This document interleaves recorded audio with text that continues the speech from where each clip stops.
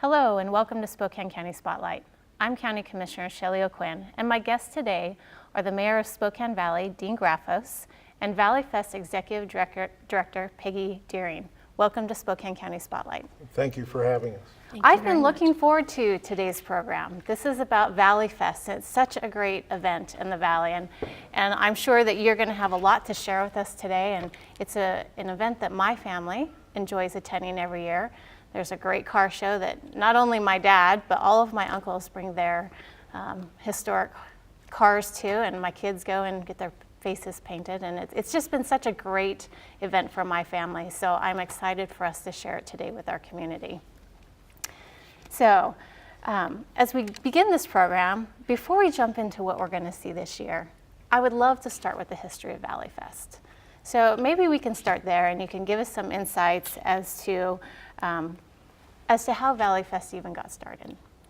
Well, Valleyfest started 26 years ago in the Spokane Valley by a group of concerned citizens who wanted to have a free and fun-filled activity for families and children to bring them together.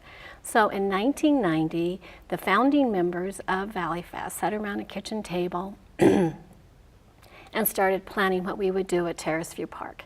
And Sue DeLucchi started Valleyfest, and her committee was Keith Arrington, Mary Farley, Gail Bongiovanni, and Cheryl Knighton, and they started bringing the arts together, and they brought in the county parks at that time because we were in the county, and they started planning a fun-filled event, and so we are continuing that today as having fun and a free event for families. So let's talk about some of the events that were initially offered at Valleyfest. What were some of those first activities? Some of those first activities, it was pretty basic because we had no budget. So I was involved with all these people through PTA and through different civic organizations in the Spokane Valley. So we contacted the schools, we contacted churches, we borrowed AV equipment and speaker system. We found a semi-trailer and some straw bales for the stage. Domino's was the only vendor for food that year. We invited the YWCA and Campfire and the Boy Scouts and the Girl Scouts, and they all came with their booths, had free activities for kids to do. Vera Water Power was one of the sponsors or community involvement. They helped us with the power actually at the park. And so they brought their bucket truck, and kids could take rides up and down in the bucket truck. That first year, in 1990, 4,000 people attended. Wow. And so we thought, success, let's do it again. And so we have continued to do it. That's impressive.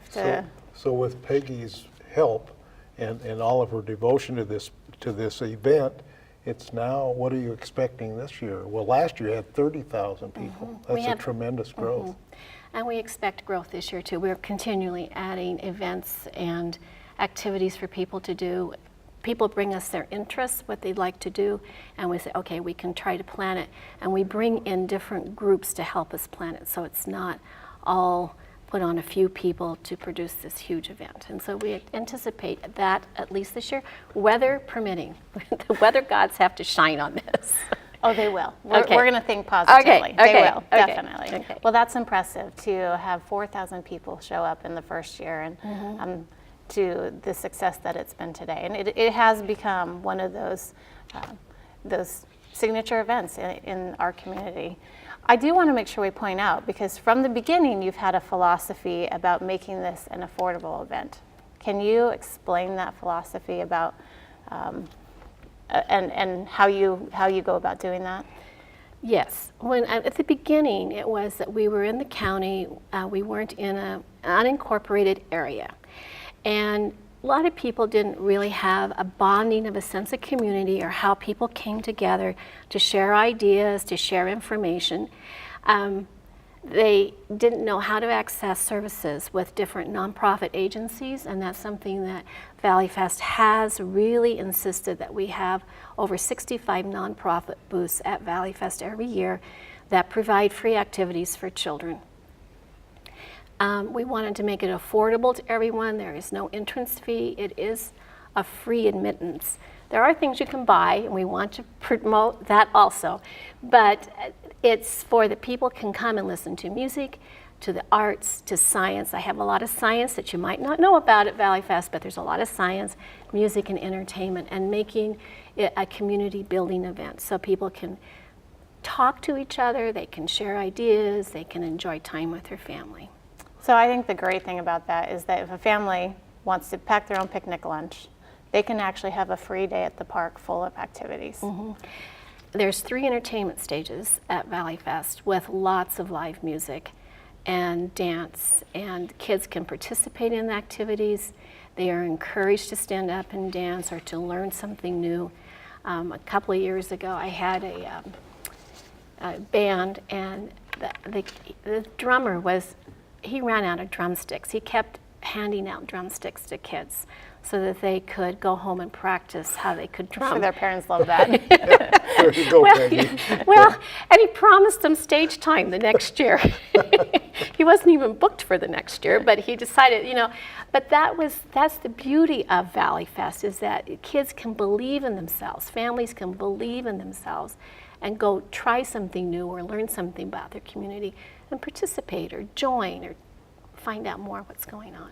So you brought up one fun memory. I'd like to take this opportunity to ask you what some of your favorite memories have been from the last several years, since 1990, with regards to Valleyfest. Well, I really think that if, just like Peggy was saying, from the community standpoint, it's really it's an information event, and it puts out all of those activities that people don't even realize are out there in the valley.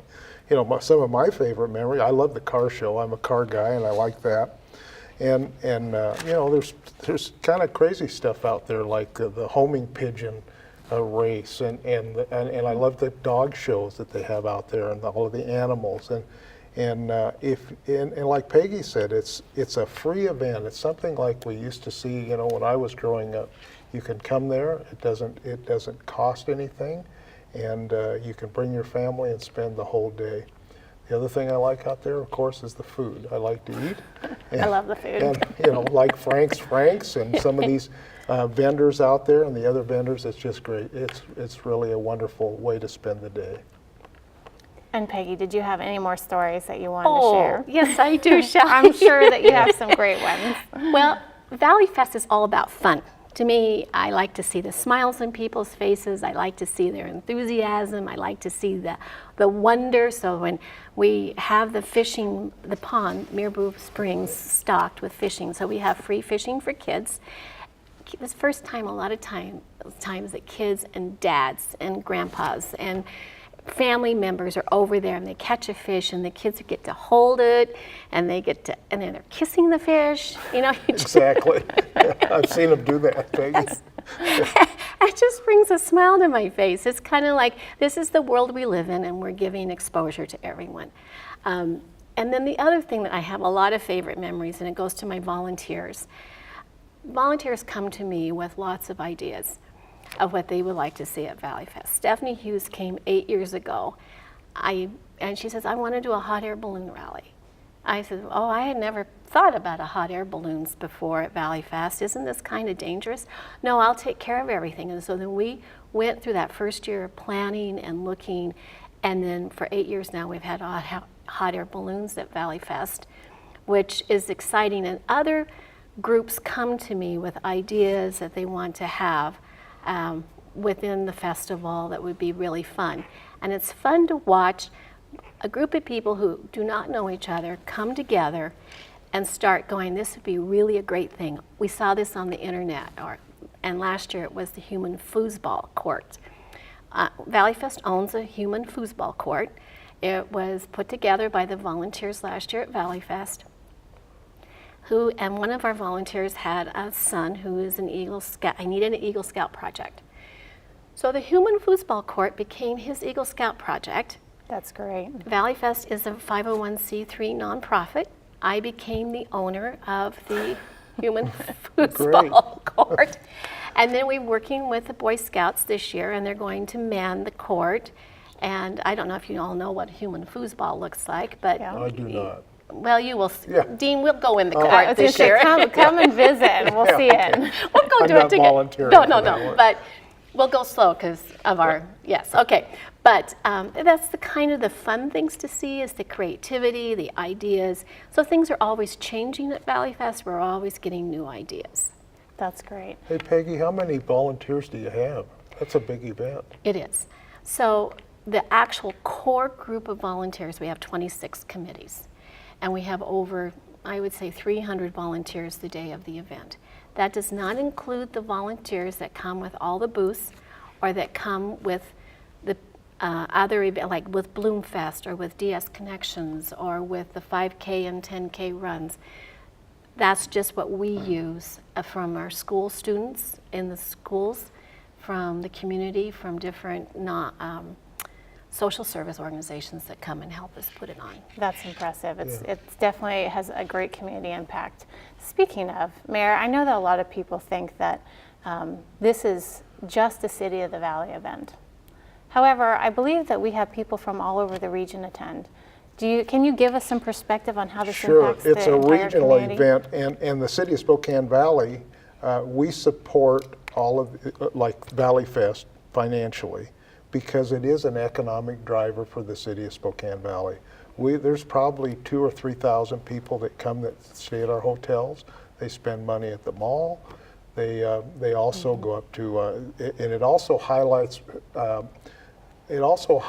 Center Place Event Center during Valleyfest. So it kind of opens up our community and gives people a sense of identity in our city.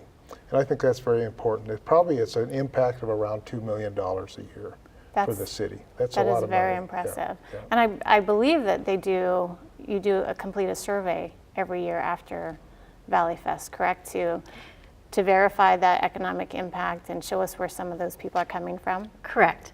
As we've evolved over the years, we need to have numbers to prove what we're doing and to show the community and the businesses and the sponsors what we are actually doing. So I partnered with New America Credit Union and the School of Business at Eastern Washington University with their students and with some of the adjunct professors there in order to develop an exit survey that then is validated through the university program and the statistics department. Actually, it has a different name, but it's the statistics at EWU.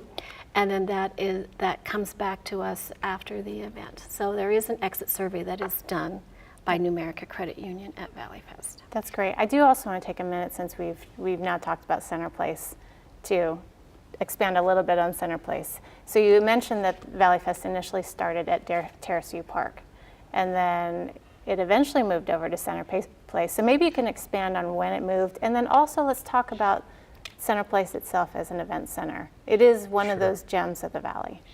It is, and the exact year that you moved from Terrace View Park, do you remember that, Peggy? It was the first year we became a city. So it'd be 2003, 2004. And the Center Place Event Center was under construction, was completed, and that was a partnership between the county, who helped us put that together, and the City of Spokane Valley, which was just being incorporated at that time. It has since become a regional event center. Many activities there. We participate with the Arts Commission, and the people that are coming to Valleyfest and Center Place, which is celebrating its 10th anniversary. We'll be able to see the new sculpture there that was provided by the Arts Commission. Oh, that's so great. We're very excited about that. I think the two events go together, and again, it's these type of events provide an identity for our city, and that's very important. I would agree with that. And the county has held numerous events at Center Place. We have had our scraps auction there. We've held the last State of the County address this past year there. We have had regional solid waste discussions there. And then I personally have taken a Zumba class. So I've done both spectrums, Zumba work class. Yeah, there you go. and exercise. So it definitely is a gem. And we have a big senior center there, and that's That is really, correct. really active. And that is really And they something serve that- meals, They good serve food. meal, yeah, Yes. and that's wonderful. So Center Place, the first year we moved over to the park, the city had asked us, the leaders of the time had asked us if we would move from Terrace View over to Marabou Point Park, and we said yes, and our volunteers took a deep breath and says, oh, I don't know, that's pretty big. So we had some transition time. We came to over to Marabou Point Park when the sod was just laid, or grass was sprayed actually. It was just coming up. So those early pictures are really a lot different than what you would see now. We fill over 200 booths in Marabou Point Park. Center Place came aboard a year later, and we had the grand opening reception and the dedication during Valleyfest that year. And I'm so excited. This year we have the 10th anniversary of Center Place. Mm-hmm. We fill Center Place with activities. Wow. Now, I mean, it just kind of, and the staff there has been wonderful. Mike Stone is the Director of Parks and Recreation. Carol Carter, Jennifer Papich, and Patty Bishop all really help in supporting Valleyfest over at Center Place. So with that, let's talk about Center Place and Valleyfest for this year. So what kind of activities are we going to see at Center Place? What kind of activities are we going to see this year at Valleyfest? It's coming up in just a couple of weeks, and so let's tell our listening audience what can they expect to see at Valleyfest when they show up this year? Many activities, but on Saturday, September 26th, starting at 6:30 a.m., the hot air balloons will start lifting off, weather permitting. We have a pancake breakfast in the great room from 6:30 to 9:30, and usually the city council We'll be there. will be there. Great. The pancake breakfast is one of the ways that we're able to help fund our foundation. So we encourage everyone to come to the pancake breakfast. The car show the car show participants are to arrive at 9, but they'll start coming about 6. Oh yes, I Maybe do know. 5. I do know that from You got a good experience. spot. Yes, They get coffee and donuts about 5:30, 6 o'clock, and then go get their spot. Right, yes, I have yes. been part of that crew. Yes. That's early. Yes, Yeah. Hopefully it won't rain. Those guys are pretty yes. Well, pretty no. picky about those Okay. cars. This is real wood. Okay, so then we're not gonna have rain. It makes me nervous. Anyway, so then at 11 o'clock to 4, Bloom Fest, which is an expo for expectant parents and new families, have about 40 vendors and classes at Center Place. Outside, we have the 5K, 10K run that starts at 8, and then we work with the Step Up for Down Syndrome, and they have a walk that will start at 10 o'clock and it goes for a mile through the park, and they come back and they have festivities. There's usually about 600 people participating. Wow. In the Step Up for Downs walk. We have free fishing over at the Marabou Springs. And then after Bloomfest is over at 4, we switch out the great room and we have STEM education or robotics activities in Center Place. And this year is the International Year of Light. And so we're going to have light activities, and we also have a planetarium inside Center Place. Oh And wow, that's incredible. Outside by the car show, we have an entertainment patio, and we will have a comedy cup and entertainment on the outside patio with beer and wine garden.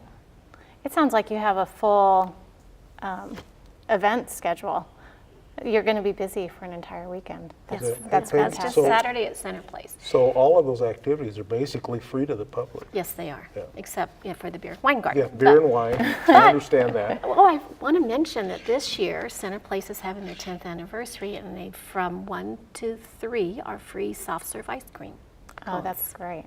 That's a great time to visit too, then, Yes. isn't it? Yeah. Because we're going to have that really nice weather. We're going to in have which we great want to weather. eat that ice cream. Yes, yes. So you did mention the Valleyfest Foundation. So I'm sure most people are not familiar with it, so maybe you can tell us a little bit about the Valleyfest Foundation. The Valleyfest Foundation was started by the founders of Valleyfest because they recognized a need in the community to help support families again with small grants. They're $100 or less. Sometimes mom and dad lose their jobs, and kids are going on to dance school or art classes, or they need a summer school program. They just need a little booster, a little help underneath to make them through and have kids feel successful about themselves. So we have a foundation with Valleyfest that through our Pancake Breakfast funds and through the car show, have been able to fund small scholarships for 26 years.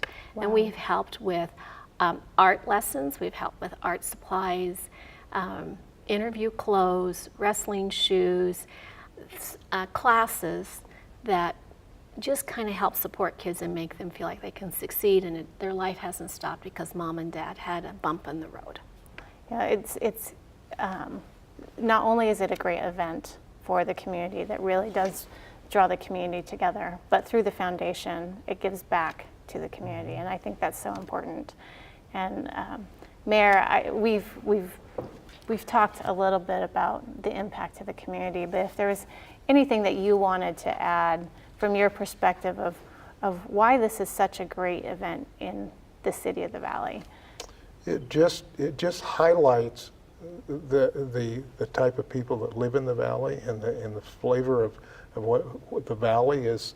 It's open to everybody, and it's an event that brings forward all of the assets of living in the valley, and I think it's just a wonderful event.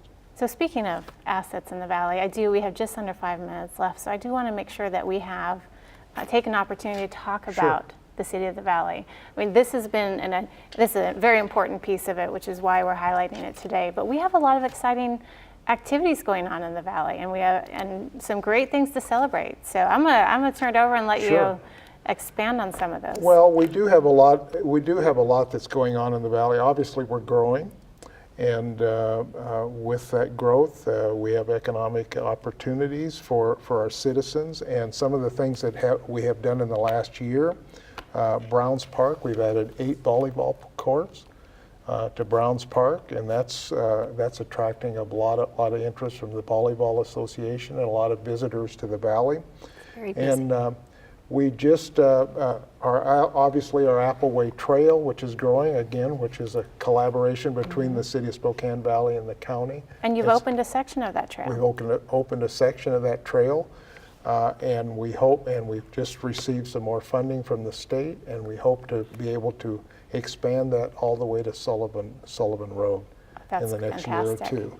And obviously, we're involved with the Sullivan Bridge, which is one of the main economic routes to our city, and that's under construction.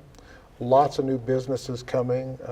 Bowdish and Sprague, we have a new distribution center with O'Reilly Auto Parts. As you know, we've purchased property at University City for a new city hall. We're working basically on the preliminary plans. We hope to have a new city hall by 2017. So those are just a few of the highlights of where we're at economically with the valley. And I have to ask, built by 2017 or? Well, we hope to have it built by 2017. That's about when our lease runs out where we're at. And we hope to provide that city hall to our citizens for the same dollars that we're paying in lease payments now. So that's pretty exciting. That is very exciting. The valley has grown significantly in the last couple of years, and just has been such a great partner to work with on many different venues. And we have some great plans going forward on some more regional assets that we hope to be able to bring back and discuss with our viewers at another time. I do want to make sure before we wrap this up that we if you want to highlight the must-sees for those who can't spend all weekend with us, and if you want to highlight some of your sponsors for this year that are actually making this happen. Well, thank you very much, Shelly. Yes, must-sees. If you don't know where Mirabou Point Park is and Center Place, it's off of Pines Road on Mirabou Parkway between Indiana and Pines Road, near the Spokane River. So we have a triathlon, a sprint triathlon on Sunday, which is a kayak or canoe on the river flow permitting, with a bike and a run. We have, and Dean referred to on Sunday, we have Responsible Dog Ownership Day. But we have 2 entertainment stages.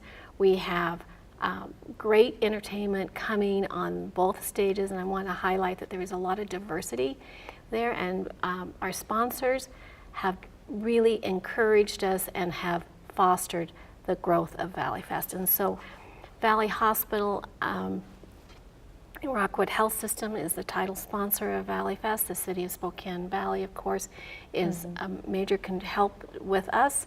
And I want to thank all of our sponsors today. There's a long list of them who come forward to continue to believe in us and support us, and I thank them all very much. That's great. So to recap, when does Valleyfest begin? Valleyfest begins with the parade September 25th at 6:30 p.m. on Sprague Avenue between University and Pines Road. Saturday morning we continue at Center Place, Regional Event Center, and Miracle Point Park at 6:30, and we go to 10 o'clock at night on Saturday. And then on Sunday, we reopen again from 11 to 4. You're all welcome to come and have a great time. And is there a website that they can visit for more information? Yes, valleyfest.org. And for the city of Spokane Valley, is there a website? It's on our website also, SpokaneValley.org. SpokaneValley.org. Because so many people come, I do want to say that parking is available at the Spokane Valley Mall, and there is a shuttle bus on Saturday for 75 cents all day over to the park. Just come and have fun. It's a Yes. great event. It is all about fun, and thank you very much. And with that, we are out of time. I've enjoyed our discussion about Valleyfest, and I hope our viewers have learned more about its history as a premier regional event and its impact on the city of Spokane Valley. Spokane Mayor Dean Grafos and Executive Director of Valleyfest, Peggy Doering, thank you very much for joining me today.